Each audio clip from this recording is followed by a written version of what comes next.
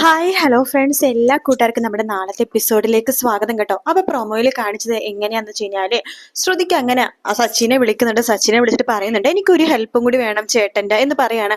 പറഞ്ഞോളൂ ശ്രുതി മേഡം. ഞാൻ ശ്രുതി മേഡം പറഞ്ഞ ലൊക്കേഷനൊക്കെ അരിച്ചു പെറുക്കിക്കൊണ്ടിരിക്കുകയാണ്. നമ്മുടെ ആൾക്കാർ എല്ലായിടത്തും അന്വേഷണം തുടങ്ങുന്നുണ്ട്. ഇന്നത്തെ ദിവസം തന്നെ അശ്വിൻ സാറിനെ കണ്ടുപിടിക്കാനുള്ള എല്ലാ കാര്യങ്ങളും ചെയ്യുന്നുണ്ട്. മേഡം വിഷമിക്കൊന്നും വേണ്ട കേട്ടോ. പിന്നെ എനിക്കൊരു സഹായം കൂടി ചെയ്യാൻ പറ്റുമോ എന്ന് ശ്രുതി ചോദിക്കുകയാണ്. അതെന്താന്ന് ചോദിക്കുമ്പോഴേക്കും അതെന്ന് പറഞ്ഞിട്ട് ശ്രുതി ഇങ്ങനെ പറഞ്ഞു നിർത്തുന്ന ഭാഗത്തോടെയാണ് ഇന്നത്തെ എപ്പിസോഡ് തീർന്നത്. അപ്പൊ നാളത്തെ പ്രൊമോയില് അശ്വിനെ കുറിച്ചുള്ള കാര്യങ്ങളൊക്കെ എന്തായാലും ശ്രുതിനെ അന്വേഷിച്ച് കണ്ടുപിടിച്ച് തരാമെന്ന് സച്ചി വാക്ക് കൊടുക്കുകയാണ്. ശ്രുതിക്ക് ഭയങ്കര സമാധാനമാവട്ടോ. സച്ചി ചോദിക്കുന്നുണ്ട്, അല്ല മേഡത്തിന് ആരെങ്കിലും സംശയമുണ്ടോ എന്ന് ചോദിക്കുമ്പോൾ ഉണ്ട്, സംശയമുണ്ട് എന്ന് പറയാണ്. ശരി, മേഡത്തിന് സംശയമുള്ളത് ആരാന്ന് വെച്ച് കഴിഞ്ഞാൽ മേഡം അതിന്റെ പുറകെ പോയിക്കോ. ഞാൻ എന്തായാലും അശ്വിൻ സാറിന്റെ മേഡം പറഞ്ഞ അടയാളം വെച്ചിട്ട് അവിടേക്ക് ഒന്ന് തപ്പി നോക്കാം എന്ന് പറയണം. അങ്ങനെ ശ്രുതി ഫോം വെച്ചതിന് ശേഷം നേരെ ശ്യാമിന്റെ റൂമിലേക്ക് പോവാണ്. അവിടെ നോക്കുമ്പോഴേക്കും ശ്യാം രണ്ട് ഷൂ ഊരി വെച്ചിട്ടുണ്ട്, കട്ടിലിന്റെ സൈഡിലേക്ക് ഊരി വെച്ചിട്ടുണ്ട് കേട്ടോ. ആ ഷൂ ഇങ്ങനെ നോക്കാണ്. അതെ, ഈ ഷൂ തന്നെയാണ് ഇന്നലെ അയാൾ ഇട്ടുകൊണ്ട് പോയ ഷൂ. ഇതിലെന്തോ ചോരപ്പാട് പോലെ കിടക്കുന്നുണ്ടല്ലോ എന്ന് ശ്രുതി അടുത്തേക്ക് പോയി നോക്കാണ്. കാരണം അതൊരു വൈറ്റ് കളർ ഷൂ ആണ്. അതിൽ ചോരപ്പാടായത് വ്യക്തമായിട്ട് കാണായിരുന്നു കേട്ടോ. അങ്ങനെ ശ്രുതി ആണെങ്കിൽ ആ ഷൂ എടുത്ത് നോക്കുവാണ്. അതെ, അത് രക്തപ്പാടുകൾ തന്നെയാണ് എന്ന് ശ്രുതിക്ക് മനസ്സിലാവുന്നുണ്ട്. ഇനി ഈ രക്തം എന്ന് പറയുന്നത് അശ്വിന്റെ തന്നെയാണോ എന്നുള്ളത് കാര്യം തെളിയിച്ചേ പറ്റും. അതിനുവേണ്ടി അഞ്ജലി മേഡത്തിന്റെ സഹായം വേണം. അഞ്ജലി ചേച്ചി എന്ന് പറഞ്ഞിട്ട് അഞ്ജലിയുടെ അടുത്തേക്ക് പോവാണ്. എന്താ ശ്രുതി? അതെ, ഞാനൊരു കാര്യം ചോദിച്ചോട്ടെ? പറഞ്ഞോ. അല്ല, അഞ്ജലി ചേച്ചിയുടെയും അശ്വിൻ സാറിന്റെയും ബ്ലഡ് ഗ്രൂപ്പ് സെയിം ആണോ? രണ്ടുപേരുടെ സെയിം ബ്ലഡ് ഗ്രൂപ്പ് അല്ല, എന്റെ എബിയ, അവന്റെ ഓയ എന്ന് പറയാണ്. ഓ ശരി അഞ്ജലി ചേച്ചി എന്ന് പറയുന്നുണ്ട്. അങ്ങനെ ശ്രുതി ആ ഷൂയിൽ പറ്റിയിരിക്കുന്ന ബ്ലഡ് അശ്വിന്റെ ഓ നെഗറ്റീവ് ബ്ലഡ് തന്നെയാണോ എന്ന് കണ്ടുപിടിക്കാൻ വേണ്ടി പോവാണ്. അതേസമയം ശ്യാമാണെന്ന് തെറ്റിദ്ധരിച്ചിട്ട് ശ്രുതി നേരെ റൂമിലേക്ക് പോകുമ്പോ അവിടെ നമ്മുടെ എനിക്ക് ഇങ്ങനെ തിരിഞ്ഞിരിക്കായിരിക്കും കേട്ടോ. അതായത് ഒരു ശ്യാമിന്റെ ബനിയനൊക്കെ ഇട്ടിട്ട് കോളറൊക്കെ ഇങ്ങനെ കയറ്റി വെച്ചിട്ട് എനിക്ക് അവിടെ നിൽക്കുമായിരിക്കും. പക്ഷെ എനിക്കൊക്കെ അറിയില്ല ശ്രുതി ശ്യാമാണെന്ന് തെറ്റിദ്ധരിച്ചിട്ടാണ് അങ്ങോട്ടേക്ക് വരുന്നത്. എനിക്ക് അത് കാഷ്വൽ ആയിട്ട് അവിടെ ഇരിക്കുമായിരിക്കും. ശ്രുതി പതുക്കെ അങ്ങോട്ടേക്ക് വരുന്നുണ്ട്. എന്നിട്ട് പറയുന്നുണ്ട്, അതെ നിങ്ങളുടെ കള്ളത്തരങ്ങളൊക്കെ പൊളിഞ്ഞു കേട്ടോ എന്ന് പറയാണ്. ഇത് കേട്ടിട്ട് എനിക്ക് മിണ്ടാതിരിക്കുകയാണ്. കാരണം ശ്രുതി എന്തൊക്കെയാ പറയണെന്ന് അറിയാനായിട്ട്. ശ്യാം സാറേ, നിങ്ങൾ ഒരുപാട് അങ്ങോട്ട് വലിയ ആളാവാൻ ബുദ്ധിമാനാവാൻ വേണ്ടി നോക്കൊന്നും വേണ്ട. നിങ്ങൾ ബുദ്ധിമാനാണെങ്കിലേ അതിൽ എന്തെങ്കിലുമൊക്കെ ഒരു പഴുത് ദൈവം വെക്കും. കള്ളത്തരം കാണിച്ചാലേ അത് കണ്ടുപിടിക്കാനുള്ള എന്തെങ്കിലും തെളിവ് എവിടെയെങ്കിലും ഉണ്ടാവും. ഞാൻ കണ്ടുപിടിച്ചു. നിങ്ങൾ തന്നെയാണ് അശ്വിൻ സാറിനെ അപായപ്പെടുത്തുന്ന സത്യം ഞാൻ കണ്ടുപിടിച്ചു. ഇനി നിങ്ങൾക്ക് ഒഴിഞ്ഞു മാറാൻ പറ്റുമെന്നില്ല. എല്ലാത്തിനും കാരണം നിങ്ങൾ തന്നെയാണ്. നിങ്ങളുടെ ആളുകളാണ് അശ്വിൻ സാറിനെ തട്ടിക്കൊണ്ടുപോയത്. ഇതെന്താ ഞാൻ മനസ്സിലാക്കലെന്ന് വെച്ചോ? ഞാൻ അത്ര മണ്ടിയാണെന്ന് വിചാരിച്ചോ നിങ്ങൾ? എനിക്ക് മനസ്സിലായി ഇത് നിങ്ങൾ എന്തിനു വേണ്ടിയിട്ടാ ഇതൊക്കെ ചെയ്യണമെന്ന്. നിങ്ങൾ വെറും അലവലാതിയാണ്. എന്നെ കല്യാണം കഴിക്കാൻ വേണ്ടിട്ട് എന്റെ അമ്മായിയുടെ വീട്ടില് പെയിൻ ഗസ്റ്റ് ആയിട്ട് നിങ്ങൾ ആദ്യം നിന്നു. അതിനുശേഷം അഞ്ജലി ചേച്ചിനാണെങ്കിൽ ജീവിതം നശിപ്പിച്ചു. പോരാനിട്ട് അശ്വിൻ സാറിനെ അപായപ്പെടുത്തി അശ്വിൻ സാറിന്റെയും ഈ സായറാം കുടുംബത്തിലെ സ്വത്തുക്കളൊക്കെ നിങ്ങൾ ഒറ്റക്ക് കൈക്കലാക്കാൻ നോക്കുന്നു. ഇതെന്തായാലും ഞാൻ ഇവിടെ എല്ലായിടത്തും പറയും. ഇനി നിങ്ങൾക്ക് പിടിച്ചു നിൽക്കാൻ പറ്റില്ല ശ്യാം സർ എന്നിങ്ങനെ പറയണം. അത് കേട്ടത് നമ്മുടെ എനിക്ക് പതിക്കൊന്ന് തിരിയുന്നുണ്ട്.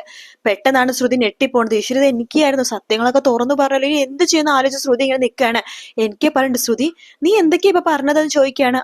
അത് എനിക്ക് ചേട്ടാ, അത് നന്ദു ചേട്ടാ എന്നൊക്കെ പറയണം. നീ ഇങ്ങോട്ട് വന്നേ എന്ന് പറഞ്ഞിട്ട് ശ്രുതിനെ വിളിച്ചുകൊണ്ട് അപ്പുറത്തേക്ക് പോവാണ്.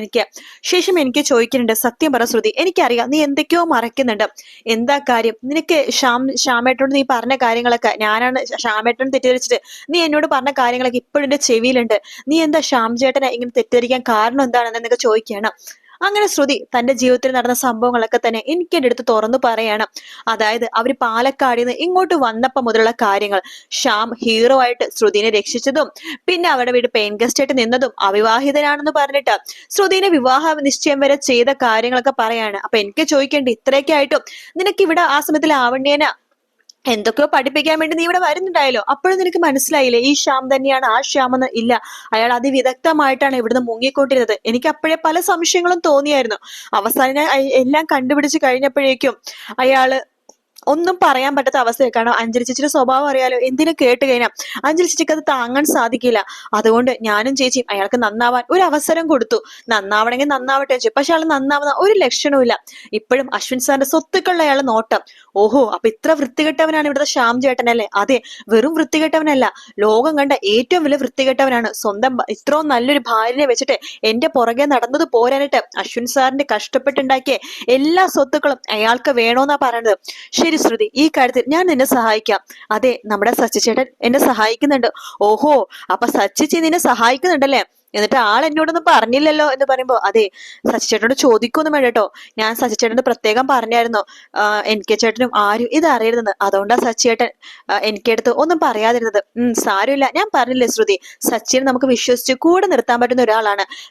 സുഹൃത്തുക്കൾക്ക് വേണ്ടിയും സ്നേഹിക്കുന്നവർക്ക് വേണ്ടിയും അവൻ ചങ്ക് പറിച്ചു തരും. അവനെ വിശ്വസിക്കാം. അതുകൊണ്ട് നീ പേടിക്കൊന്നും വേണ്ട. സച്ചി ഇത് ഏറ്റെടുത്തിട്ടുണ്ടെങ്കിൽ സച്ചി തന്നെ ഇന്ന് തന്നെ അശ്വിൻ സായറാമിനെ ഇങ്ങോട്ടേക്ക് കൊണ്ടുവരും. നീ വിഷമിക്കേണ്ട. പക്ഷെ അതെത്ര എളുപ്പമാണെന്ന് എനിക്ക് തോന്നുന്നില്ല എനിക്ക് എന്ന് പറയാണ് ശ്രുതി. അതെന്തുകൊണ്ട്? കാരണം ശ്യാമിന്റെ സ്വഭാവം എനിക്ക് നന്നായിട്ട് അറിയാം. അയാള് അഞ്ജലി ചേച്ചിന് അത്രമാത്രം വിശ്വാസം പിടിച്ചു പറ്റിയിരിക്കുകയാണ്. അഞ്ജലി ചേച്ചിനെ മാത്രമല്ല, ഈ വീട്ടിലെ എല്ലാവരുടെ വിശ്വാസം. അതൊന്നും കുഴപ്പമില്ല ശ്രുതി. തെളിവുകൾ ഉണ്ടാക്കാനാണ് നമുക്ക് പാട്. ഒരു കാര്യം ചെയ്യാം, ഞാനും ഇനി മുതൽ ശ്യാമിന്റെ പുറകെയിലായിരിക്കും എന്ന് എനിക്ക് പറയാണ്. അങ്ങനെ ശ്യാം ചെയ്യുന്ന കോളൊക്കെ എനിക്ക് മാറി നിന്നിട്ട് ഇങ്ങനെ ശ്രദ്ധിക്കുന്നുണ്ട് കേട്ടോ. ശ്യാം പല പല കള്ളത്തരങ്ങൾ കാണിക്കുന്നത് എനിക്കൊക്കെ അങ്ങനെ കണ്ണിൽ പോകാണ്. അങ്ങനെ സംശയത്തിലൂടെ കണ്ണിലൂടെ നോക്കുമ്പോൾ എനിക്കും ആ സത്യം മനസ്സിലാക്കാണ് ശ്യാം ഒരു മഹാ ഫ്രോഡാന്നുള്ള സത്യം. അങ്ങനെ അശ്വിനെ കണ്ടുപിടിക്കാൻ വേണ്ടിയിട്ട് സച്ചി കറക്റ്റ് ആയിട്ട് ഈ ഒരു സ്ഥലത്തേക്ക് തന്നെ, അശ്വിന്റെ സ്ഥലത്തേക്ക് തന്നെ എത്തുന്നുണ്ട്. അപ്പോഴേക്കും അശ്വിൻ ആകെ അവശനായി കിടക്കാണ്. സച്ചി വേഗം പോയിട്ട് അശ്വിന്റെ അടുത്തേക്ക് പോയിട്ട്, അതെ അശ്വിൻ സർ എഴുന്നേക്ക്, നമുക്ക് എത്രയും പെട്ടെന്ന് ഇവിടുന്ന് പോകണം എന്ന് പറഞ്ഞിട്ട് എഴുന്നേപ്പിക്കാൻ നോക്കുമ്പോ അശ്വിൻ, സച്ചി എന്ന് പറയാണ്. അതെ, ഞാൻ തന്നെ, എനിക്കെല്ലാം അറിയാം, ഒന്നും പറയണ്ട, വാ നമുക്ക് രക്ഷപ്പെടാം. പക്ഷെ ഇവിടുന്ന് രക്ഷപ്പെടാൻ പറ്റുമെന്ന് തോന്നണില്ല. അവരുടെ ഗുണ്ടകൾ എല്ലായിടത്തും ഉണ്ട്. എന്ന് വെച്ചിട്ട് നമുക്ക് രക്ഷപ്പെടാതിരിക്കാൻ പറ്റുമോ? നോക്ക്, ഞാൻ ശ്രുതി മേഡത്തിന് വാക്ക് കൊടുത്തിരിക്കുക, അശ്വിൻ സാറിനെ ഇന്ന് തന്നെ അവിടേക്ക് എത്തിക്കാന്ന്. അശ്വിൻ സാർ എഴുന്നേറ്റ് വാ എന്ന് പറയാണ്. അങ്ങനെ അശ്വിൻ എഴുന്നേക്കുന്നുണ്ട്. ശേഷം അപ്പോഴേക്കും ഗുണ്ടകളൊക്കെ മുമ്പിലേക്ക് വരുവാട്ടോ. അശ്വിനോട് സച്ചി പറയണ്ട്, അശ്വിൻ സാറിന് ഒരുപാട് ഉപദ്രവിച്ചതല്ലേ ഇവര്, സാറ് നേരിട്ടോ, ഞാൻ ഉണ്ട് കൂടെ എന്ന് പറയാണ്. അങ്ങനെ സച്ചി അശ്വിന്റെ കൈ പിടിക്കാണ്. അശ്വിൻ ചാടി കേറി ഗുണ്ടകളെയൊക്കെ ചവിട്ടി മെതയ്ക്കുക കേട്ടോ. അത് മാത്രല്ല, സച്ചി നന്നായിട്ട് കൊടുക്കുന്നുണ്ട്. ആ രണ്ടുപേരും കൂടി രണ്ട് കൈയും കൂട്ടി പിടിച്ചിട്ട് ഗുണ്ടകളിലേക്ക് നല്ല രീതി തന്നെ പിടിച്ച് വലിച്ച് കീറി പറിച്ച് ഒരു ആവശ്യതയാക്കി ഒരു കോലത്തിലാക്കി നിർത്തുവാണ്. അപ്പോഴും അശ്വിൻ അറിയില്ല ശ്യാമാണ് ഇതിന് പിന്നിലെന്ന്. അതിനുശേഷം സച്ചി പറയണ്ടേ, അശ്വിൻ സാർ, ഇനി അശ്വിൻ സാർ എത്രയും പെട്ടെന്ന് വീട്ടിലേക്ക് പോകണം, അവിടെ എല്ലാവരും അശ്വിൻ സാറിനെ കാത്തിരിക്കുകയാണ് എന്ന് പറയാണ്. അശ്വിൻ പറയണ്ട, സച്ചി എനിക്ക് വളരെയധികം വേണ്ട സാർ നന്ദി ഒന്നും പറയണ്ട. എനിക്കറിയാം സാറിന് നന്ദി പറഞ്ഞതും താങ്ക്സ് പറയണതൊക്കെ ഒട്ടും ഇഷ്ടമല്ലെന്ന്. അതൊക്കെ ശ്രുതി പറഞ്ഞിട്ടുണ്ടോ? എനിക്കല്ല അറിയാം സാർ ഒരു കാര്യം മാത്രം മനസ്സിലാക്കിയാൽ മതി. എനിക്ക് സാറിന് നന്ദിയോ താങ്ക്സോ ഒന്നും വേണ്ട. ഒരു കാര്യം മാത്രം എനിക്ക് വേണ്ടി സാർ ചെയ്താൽ മതി. എന്താ അത്? ശ്രുതി മേഡം ഒരു പാവാണ് സാർ. ഒരിക്കലും ശ്രുതി മേഡത്തിന് ഒരിക്കലും സാർ ഒരിക്കലും ഉപേക്ഷിക്കാൻ പാടില്ല. അവരൊരു പാവാണ്. സാർ വിചാരിക്കുന്ന പോലെ അല്ല. അവർക്ക് സാറിനെ സ്നേഹിക്കാൻ മാത്രമേ അറിയുള്ളൂ. സാർ അവരെ സ്നേഹിക്കുന്നുണ്ടോ ഇല്ലയോ എന്ന് എനിക്കിപ്പോഴും അറിയില്ല. പക്ഷെ ഒരു കാര്യം ഞാൻ ഉറപ്പ് തരാം, ശ്രുതി ജീവിതത്തിൽ ഒരാളെ സ്നേഹിക്കുന്നുണ്ടെങ്കിൽ അത് സാറിനെയാണ്. അതെനിക്ക് നന്നായിട്ട് അറിയാം. ശരി സർ, എന്നാ ഞാൻ പോകുവാണ് എന്നൊക്കെ പറഞ്ഞിട്ട് സച്ചി അവിടുന്ന് പോകാട്ടോ. എന്തായാലും നാളെ സച്ചി വരും. 2 ദിവസം കഴിയുമ്പോഴേക്കും സച്ചി പോകും. എന്തായാലും നമുക്ക് കാത്തിരുന്ന് കാണാം. വീഡിയോ ഇഷ്ടപ്പെടുകയാണെങ്കിൽ ലൈക്ക് ചെയ്യാനും സബ്സ്ക്രൈബ് ചെയ്യാനും കമന്റ് ചെയ്യാനും മറക്കല്ലേ. മറ്റൊരു വീഡിയോ ആയിട്ട് കാണാം friends. Take care. Bye bye.